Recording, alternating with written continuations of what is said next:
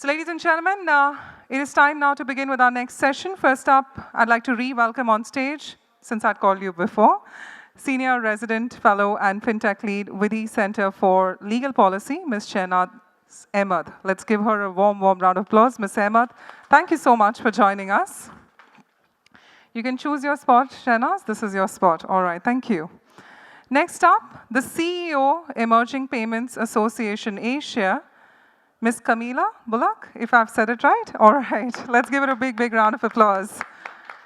Come on, a bigger round of applause for her vibrancy. She's so vibrant today. Thank you for joining us. Next up, the co-founder and CEO Simpl. We're talking about Mr. Nitya Sharma. Thank you, Nitya, for joining us. Founder and CEO of Katonic, Mr. Prem Naraindas. Let's give Mr. Prem a warm round of applause. Head of Industry-Fintech, Google India, Aman Jain. Welcome, Mr. Jain.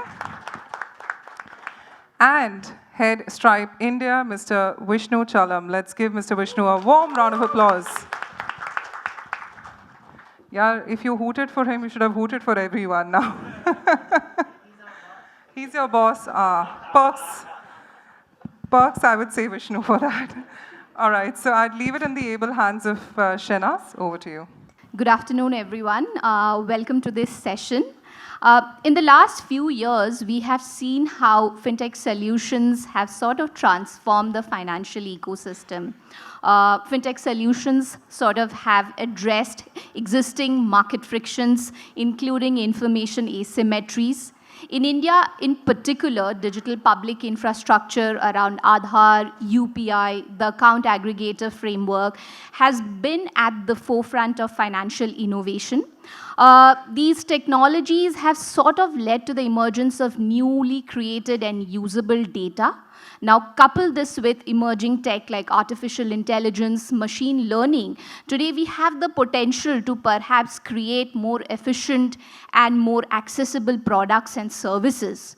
But what does this digital transformation journey mean for local businesses, mean for small businesses? How do these businesses leverage the potential of the digital transformation journey without losing sight of the challenges and the risks that come with it? And what role government policies and regulations play in this? So without further ado, I'll quickly jump into the session. We have industry leaders here, experts who are sort of joining us from different parts of the, different continents, who can provide different perspective on this digital transformation journey and what it means for local businesses. And my first question, I'll sort of throw it open to all of you here, is basically to even understand the innovation potential of emerging tech, fintech solutions, AI for local business growth. And since all of you are sort of working in different segments, in different parts of the digital transformation journey, maybe you can highlight what are some of the frictions that exist in the market that can be addressed by these solutions. So, Camilla, would you like to sort of start off with it? Yeah, thank you very much. And first, thank you very much for having me. I'm super excited to be in India. I get so many questions about what's happening in India. Everybody now knows the Indian stack and hearing the success stories coming out. So I think India is playing an important role on where we're going globally. And I think a lot of the opportunity has not even been uncovered yet. Moving into digital payments also means that we have all this new data that we didn't have before. And then also across markets globally, we call it by different names depending on where we are, but we have these open data frameworks and consent coming into play, which means that even more data is available. And then we have AI. And AI just have that opportunity to revolutionize how we serve both customer, but as well MSSE and SMEs and businesses in general. So I think it's untapped of the understanding that we can have for those businesses and the advice that we can give them in an affordable way. So I think we're standing by, as we heard earlier in the opening speech, this second wave is coming and it will mean so much to so many. Thanks. Nitya? Yeah, I think I think one interesting thing that is going on in the world is if you look at the last 20 years of new technology evolution, which is mobile, internet, and cloud, it has completely democratized consumer delivery of products and services. We all, regardless of where we are, our socioeconomic strata, we are using the same Amazon, same Uber, same so many things. But what is very clear is that has not quite penetrated as deeply in the small businesses. And what I think is an exciting time now, and we are excited about Simpl, is how to use the latest technology, which is AI, mobile, cloud, and internet, to deliver tools, technologies, and infrastructure for all small retailers or big retailers so that they can compete with the largest of them online. That's how we think about it. We are a checkout platform at Simpl. And obviously what we do also is payments. One of the fundamental problems we believe is in payments is payment has never been reimagined since Visa was created in 50s or 60s, as in the only context a payment product or payment network has is the amount of money spent. But when you think about today's commerce, which is very evolved, whether it's on the internet or in some form, there's so much more context that is part of the transaction, and payment networks haven't evolved to address them, and through that address the problems in commerce. And we believe we are in that inflection point in the world where technology is now going to be available to small businesses and democratize access to consumer. Thanks, Nitya. Prem, do you want to talk about how absolutely. AI is perhaps playing a role in this revolution? Yeah, I think it's a good segue. So, look, I completely agree that, so if you look at AI, so traditionally, just to help you understand why there is so much excitement about AI. So if you look at AI, traditionally, it was more machine learning, deep learning, which means that for every use case, you would, need a lot of data. So if you had to build a model which can recognize a car, right, you had to get 100,000 photos of car, hire a data scientist, get some infrastructure, and it would cost you. I've built such models for insurance companies, and it would cost millions of dollars, right? But now with generative AI, with somebody's taken all the world's data, right? So there are open source models like Llama, GPT. So when you hear chat GPT, you're actually chatting with a model called GPT, which is open sourced. So these models have been trained on humongous amount of data. Now, all of a sudden, you have a model which can do everything for you. So you don't need to now spend millions of dollars, or you don't need to have photos of these cars to actually build a capability. So that's actually, the way ChatGPT put AI into hands of everyone is actually made, AI available for every organization to infuse. So we are into the business of infusing AI. So we work with the industries and companies and startups and scale-ups to help them infuse AI. Now, what it means is that now even a scale-up or a startup can be AI native, and they can actually leverage all these foundation models. And of course, we need to talk about security, ethical, and responsibility aspect. But it's made it really affordable. With very few $100,000 now, you can actually benefit from AI. So exciting times. Rightly, Nitya said, generative AI is being compared with internet and mobile phone and Windows.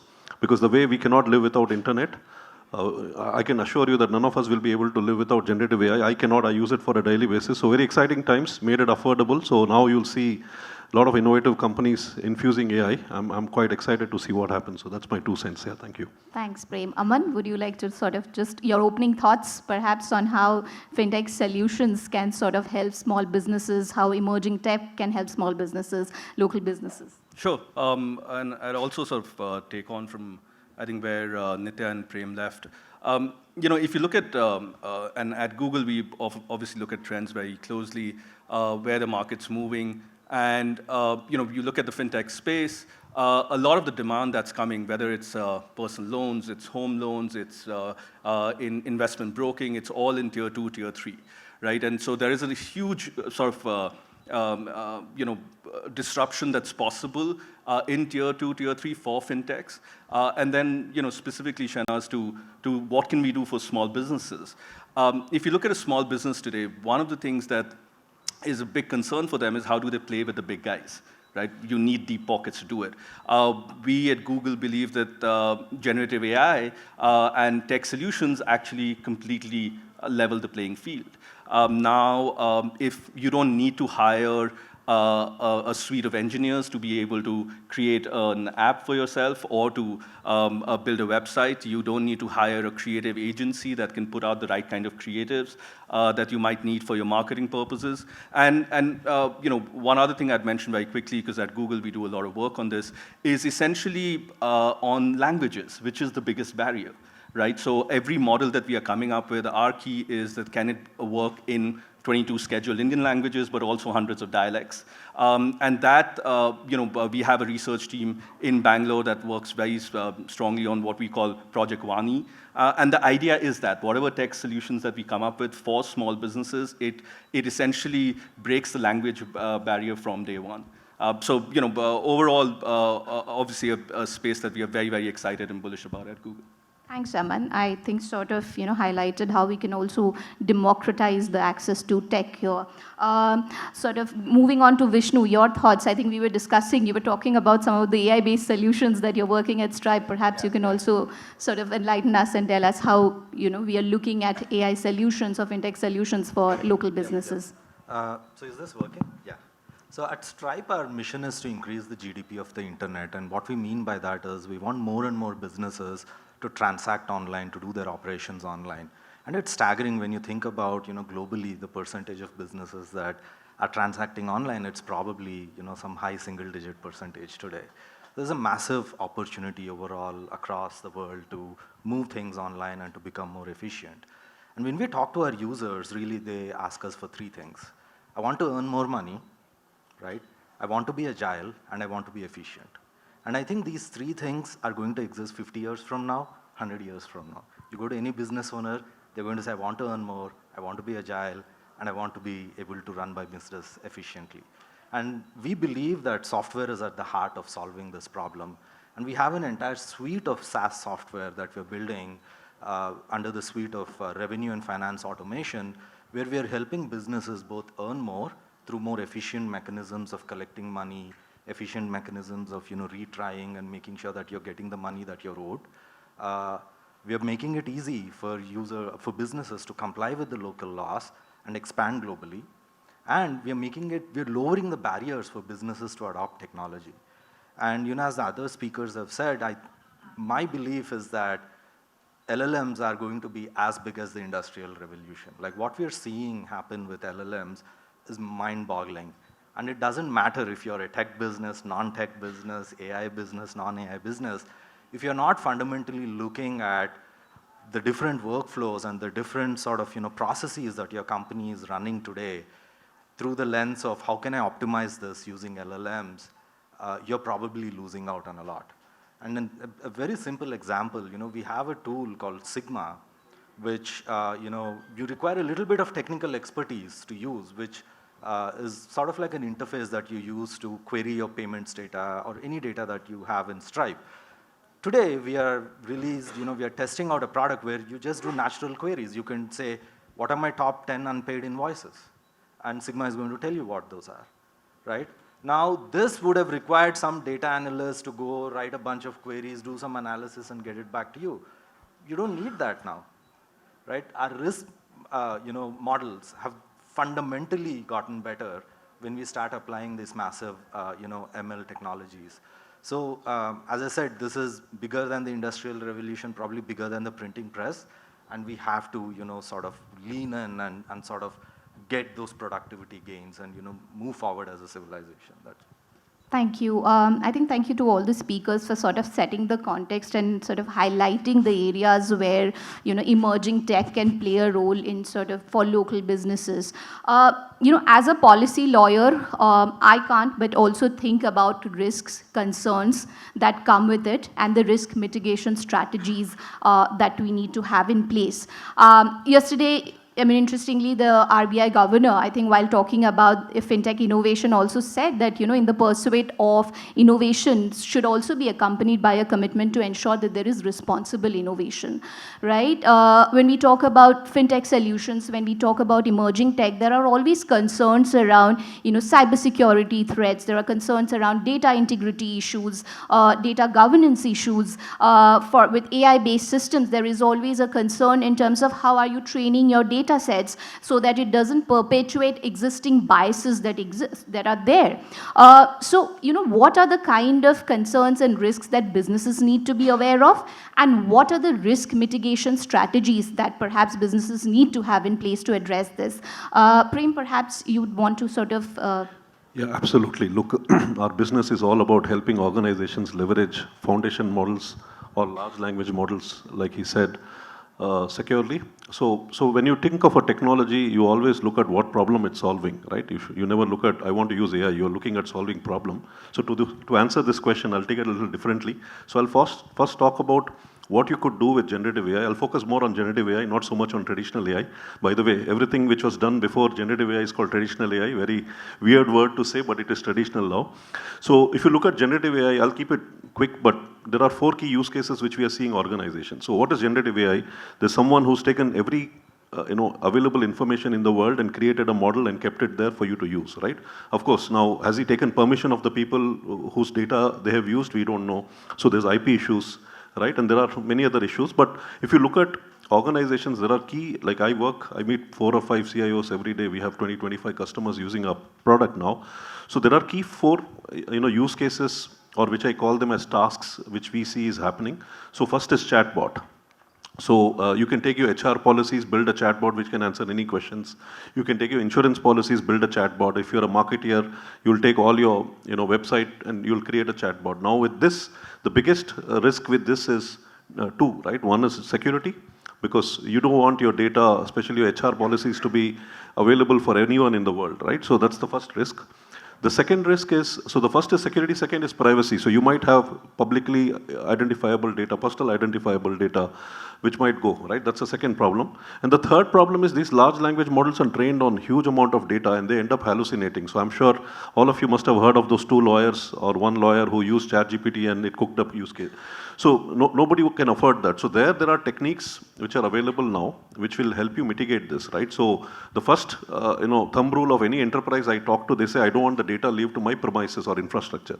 So that's where I think more and more companies like Katonic installs on customers' premises within their security perimeter.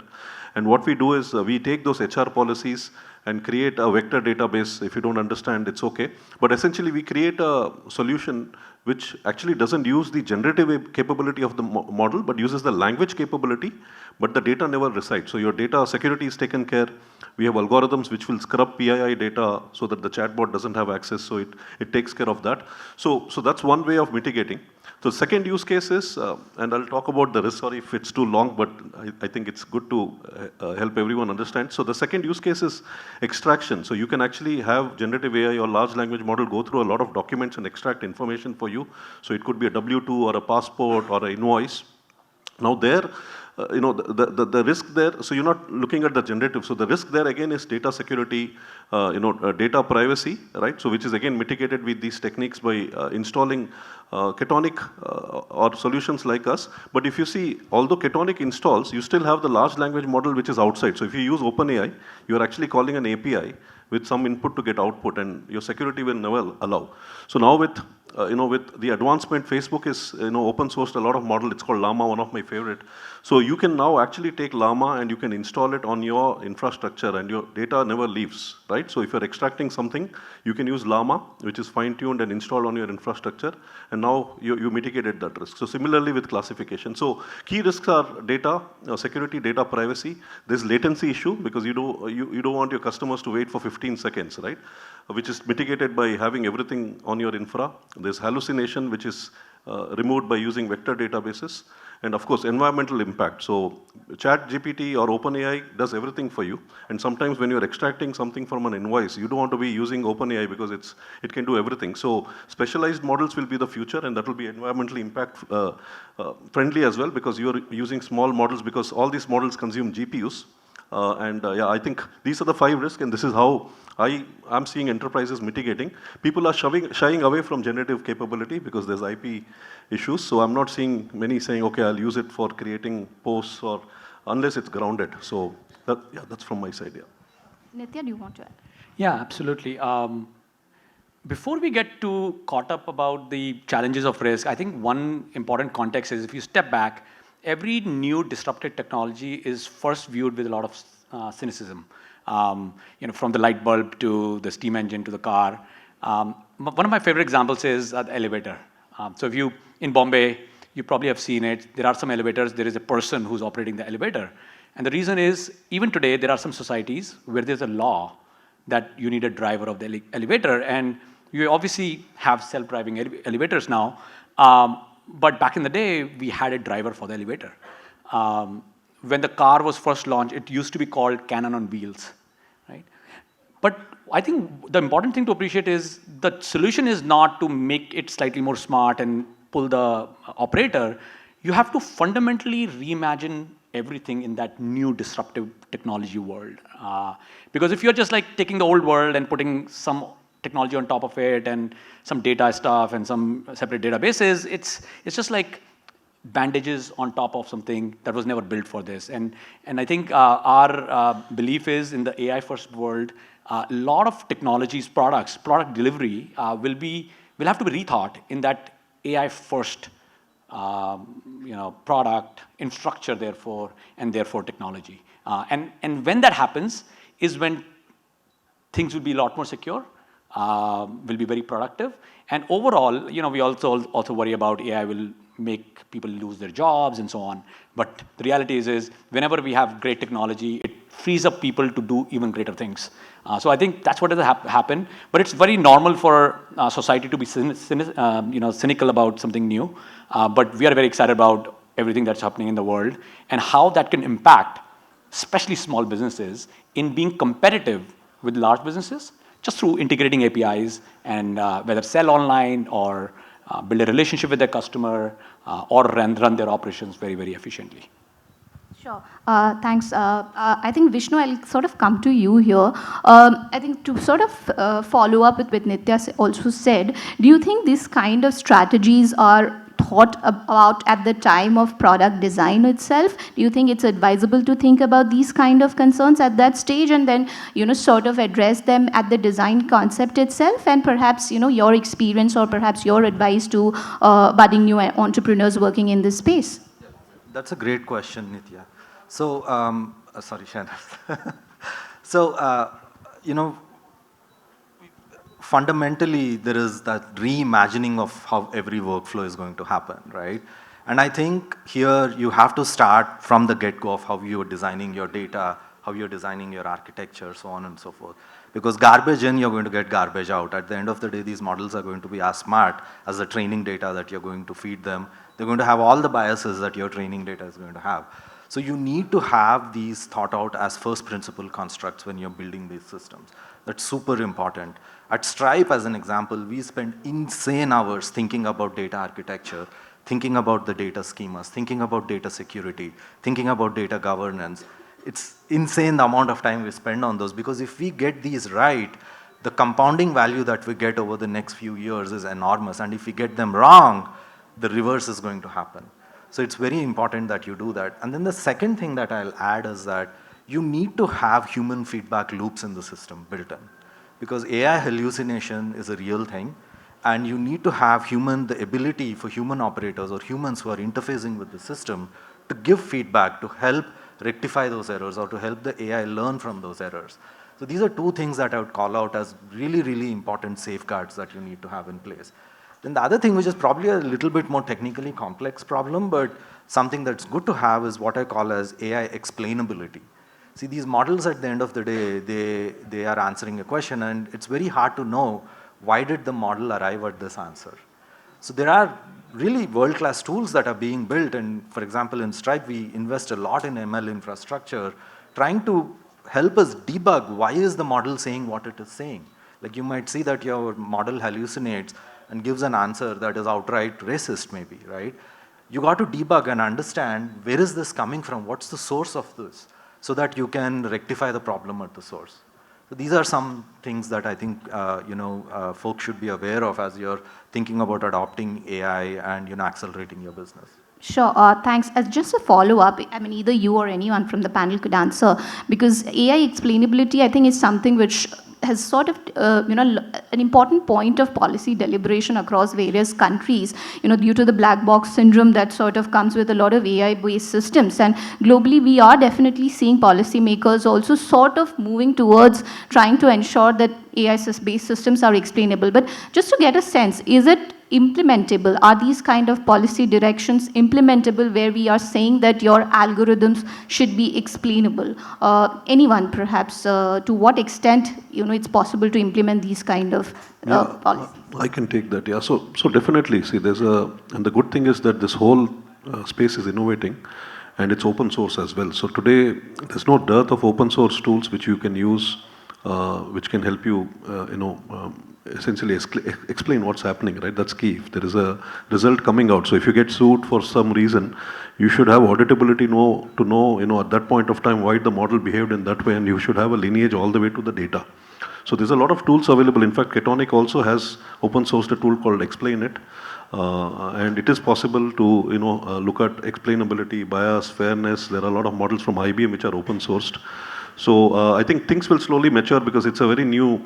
I was just giving you an example, right? I think, so when X-ray came, nobody knew the dangers of X-ray, and there used to be, stages where people used to dance in front of X-ray and you could see skeletons dancing. It was an entertainment back then. Many, many years you could see such things until people realized that X-rays are very harmful. So I think a lot of these new technologies are like, these things, and unless it takes a while for people to start understanding the dangers, and then obviously policymakers and government and regulations will come in. But yeah, like I said, it's open innovation. There are a lot of tools available. Definitely, things have improved. It's just a matter of time that black box will be gone. Yeah. I just want to add one thing here. I always feel that when we talk about AI explainability right now, I think we are too quickly jumping into a conclusion of what that actually means and putting it in a box. But the reality is that before AI, it is, I guess, human intelligence, and it has its own biases, and sometimes it's not even explainable, and that's how the world works. And so putting a very severe standard on AI at the get-go is probably going to be detrimental in actual evolution of the technology, because in the end, we can't imagine what are the problems or not. And so I think the right approach is not to put a much higher bar than you would put on a human being in, we have a lot of biases and so on. And then as the system is producing risk, we start working on making that risk lower and lower. Sure. Thanks. Do you want to add something, Camilla? Yeah, I can actually. I can just add to that in like a very real life story in this about explainability. So just we're running an APAC Excellence in Payments Award, so not EPA, but we're supporting it. And that team called me and said, so we're more than 100 nominations and closer to 100 in different categories. We have one category that is excellent of use of AI in payments. And they called and said, Camilla, we have very little submission in this category. So called some friends in the industry, big global companies, smaller companies, are saying, can you send in your submissions? I know you're doing great stuff, because we're all testing out this space. We know the power of this space. Got one submission in, so I don't see the submission, but then went in, and the GRC person called me a couple of weeks later and said, can we pull it back? I was like, why? We think we will win. I said, but isn't that excellent? No, we are not ready yet. We're not ready to come under scrutiny of regulators and explain what we're doing. We know it adding so much value, but not yet. Let us play a bit longer. Let us understand this. And I think that is really a real-life example where people know they're doing great things, but it's almost like that Spider-Man moment with great response, with great power, with great data comes great responsibility. And all of us want to play and create in the white space. We definitely don't want to be in the black space, but that grey space, it's grey still, because the regulations and the policy hasn't been passed. Do we agree with that? That is actually, we want to be on the right side, but what is the right side? And we still want to play a bit longer? And I'll just add to what Camilla was saying. I think the key there also, and Shehnaz, you mentioned this earlier, right? What should be the regulatory framework? What should policymakers be thinking about? I think the key for Indian policymakers would be how do you enable this environment to grow, right? Where folks can test, right? You start from a place of trust. So you are essentially saying that, look, not everyone's going to use this technology and use it to its, sort of some nefarious means. And both the RBI and the IT ministry have shown a great appetite for sandboxes. That environment should continue. It is, at Google, Sundar actually wrote about this about a month back for the Financial Times, where he said that, look, we need to regulate AI. We need to regulate it fast, and we need to regulate it well. It's too important to not regulate it well, right? And so I think having an environment where innovation can still foster, but at the same time, you have the right checks and balances in place for organizations. So explaining what a model does to a point where IP is not involved, where folks are then worried about their actual, what they are putting value on, that coming out in the market and then becoming a bit of a back and forth. Those kind of things, if the right folks are involved in advising the government, then that would be the right step. But I do think that there should be an environment where innovation should come first. Thank you. I'd like to add yes, something definitely. to that. So I think, it's very important that from a regulatory framework, there needs to be a little bit of agility built into the process. Because we're very new and you're experimenting, there are things that will work, there are things that will not work, and you need to have the ability to take that feedback and rework the regulations. That's one thing. The second thing I'll say is, especially when you think about AI, it's such a cross-cutting sort of domain that it's hard for one regulatory body to come up with all the possible regulations. Folks from different disciplines should come together, and folks from different industry sectors should come together and have frameworks where they can work together on a very cohesive policy. And then the last thing I'll add is that having like these blanket regulations without understanding what are the inputs the models are taking, what is the output that it's generating, what's the impact of that, without thinking through those deep steps, if you just regulate it on, at a superficial level, I think it's going to really hurt innovation. So these are three things I'd like to add to this. Shehnaz, I just want to add Yes, one more definitely. thing here. Because this is an interesting topic. One of the most exciting thing, again, about disruptive technologies, and we all agree AI is one of that, is the application could be quite different from what you might imagine. No one imagined what internet would be when it was started. And oftentimes what you see is those are the sort of the startups or new companies that sort of have no legacy and sort of like say, okay, here's a new world. I'll use today's technology to deliver better value to customers, and those are the pushes that push us to the new world. One of the problems with regulatory or policy intervention too fast is that it leads to regulatory capture by very large companies, which actually slows down innovation. So I think that's a very tricky balance for policymakers and regulators to figure out how to let innovation thrive, at the same time, let innovation be coming out of anywhere and not just large companies. Sure. Do you want to add something, Camilla? Yeah. I think we go to so many conferences, and when we say, what should we do? And we say we have to collaborate. And that's what I do day in and day out. But as we said, we need more use cases and actually look downstream. What is the impact? And specifically cross sectors. I mean, privacy, if I get a penny for every time I say privacy during the day, and that I could stop working, but I love what I do. But it's really to see what is the impact and sit down around the use cases and talk about down to field level almost. Like we have to say, how is this impacting? And then proportional risk-based regulation to not stop too early. So I want to actually, great point, just last 1 minute. Food for thought, this is a real world problem which I'm yet to solve, and maybe, you can help. So if you see, look, AI mimics, so traditional AI, right, not generative, AI mimics human nature. So if you worked in a company for 10 years, if you hired certain kind of people, when you build a model using your 10-year data, you end up building a model which will hire people whom traditionally you've been more biased, right? So this is called bias. So now if there's a regulation which says that you need to remove bias, now think of an example, this is an offshore company which is hiring people who are supposed to work in offshore in minus 20 degree, and obviously there is always a bias more towards people having better bodies and biceps and things like that. Now if you remove those aspects, actually that model makes no sense to this company, right? So I think it's it's very difficult sometimes in a particular use case what makes sense might not make sense in another use case. So I'll leave it this food of thought where, how do you really look at bias, but bias can also become a problem. So I'll leave it that back to you. Yeah. Sure, thanks. Sort of a good segue to my next question, which I think now I'll pose to all of you, because it's basically what I do hear from all of you is the fact that how should policies or regulations respond to innovative technologies.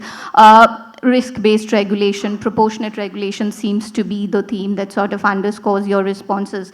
But I'd perhaps sort of deep dive more into this issue, especially as a policy lawyer. This is of great interest to me to actually hear industry experts talk on this. What are the areas, or perhaps how can regulators sort of design policies? What are the areas where how regulations can help local businesses to in fact leverage the potential of fintech solutions, leverage the potential of AI, AI-based systems without perhaps losing risks that we also discussed some time back. So maybe if one of you would like to sort of start just to kind of comment on. I'm happy to start. I think the biggest problem with AI is it innovates. It's innovating at such a speed, right? 6 months back, there was no generative AI, and today every CIO wants to know what they can do with it.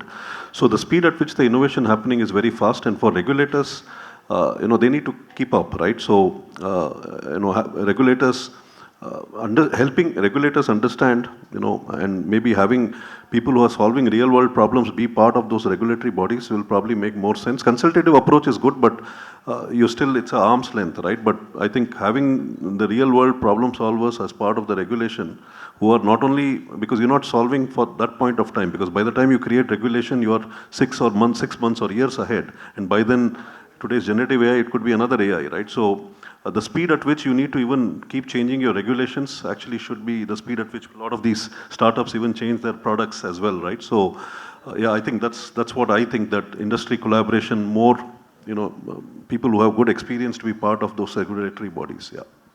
Aman, do you like to?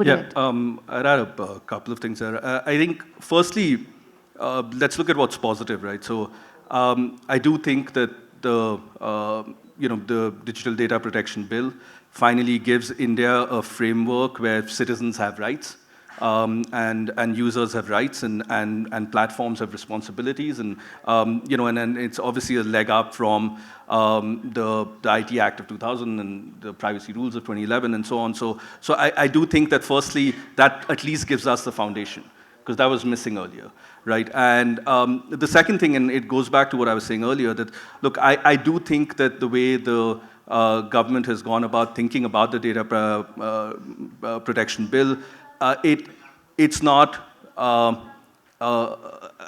copy-paste of GDPR. It is something that they have thought very deeply about, and it's contextual. It makes sense for India in many ways. Obviously, the details we'll all see when the rules come out, what are the actual sort of details of the law. But overall, as a framework, I think it is positive. It is not compliance heavy. And these are the things that need to be thought of when thinking about AI in the future. First and foremost has to be user rights. It has to be a responsibility for every platform to explain that if data of a user is being used, then what is it being used for, whom would it be shared with, what are their rights to get it back from that data provider, what is the portability ability for users to have data, and also have that completely deleted from anyone's systems.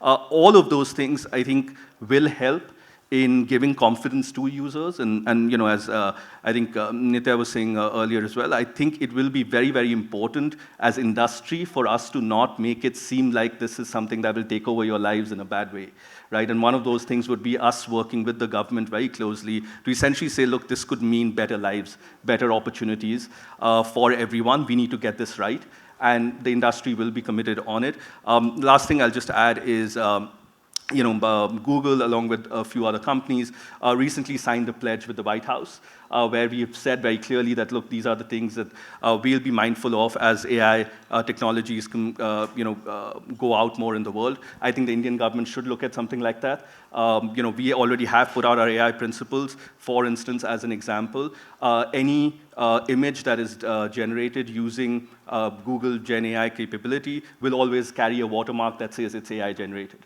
Right? All our, anything that we are putting out will always have the source cited. Right? These are things that we've committed to, and I'm sure other companies in industry can also commit to it. Sure. Thanks a lot. If anyone else would like to comment on that. One thing I want to add is we are obviously talking about this disruptive technology, AI, and it's almost like the culmination of the last 15 years, mobile, cloud, internet, and I think the missing link was AI, and it's here now. What it does is really moves markets, economies, and societies to a sort of like a new status quo, right?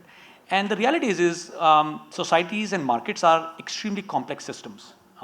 And the best way to build a complex system is to start with a simple system first. And I think that's where we are. We are in this starting phase of like where we end up being, and very few, like no one knows exactly what that looks like, but it'll be definitely complex and needs to be safe and secure and equitable. But the worst way to start is to start with the complexity. So I believe what we should be doing, and I think that's the approach of the policymaker, is agree on certain first principles, for foundational building blocks and pillars of what are the principles here, right? So I think Aman talked about consent, right? User consent. I think it's a great framework. Transparency, I believe, is a very important framework, right? Where I know what's happening with my data. I think with DPDP, that's a great infrastructure, a building block, which I think will eventually need to evolve, but I think it's a great starting point. And Shehnaz, you said that, right? In the end, a risk-based approach, which does not mean zero risk approach, right? Because if it's zero risk, it's just not going to move the needle. Thanks. Vishnu?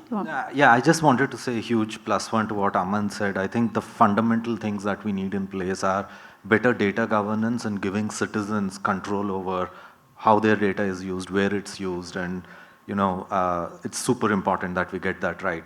The second thing is, I would say, when we think about regulations, and especially a sector like technology and especially AI, it's very important for the government to work in public. And what I mean by that is, you need to show your homework, you need to bring in a broad spectrum of the society, consult with them. It's not just technology practitioners. It should probably be members of civil society. It could be, law enforcers, lawmakers, different people from different industries. Like, get them all together, give them a framework to provide inputs on, deliberate on that in public, and then formulate the laws. That would help a lot.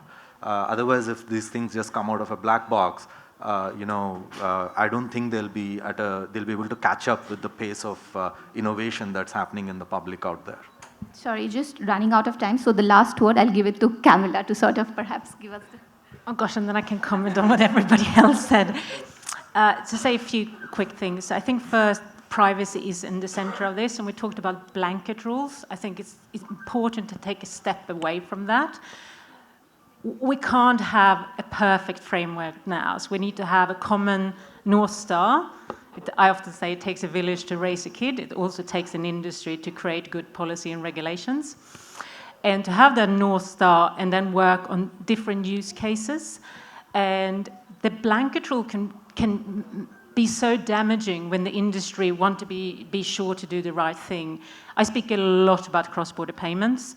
And here we have, like, cross-border payments can mean so much more prosperity from all sizes of company, and also have a big impact on remittance. And when we look at something as simple, not simple, should be simple, pre-validation, who's on the other side of that payment, and the data is in the systems. We could actually pre-validate that often who it is, but we often very scared to share those details between organizations. So it is to really understand that the risk, the proportional risk, if we share some of those data fields, that doesn't have to sit under the blanket.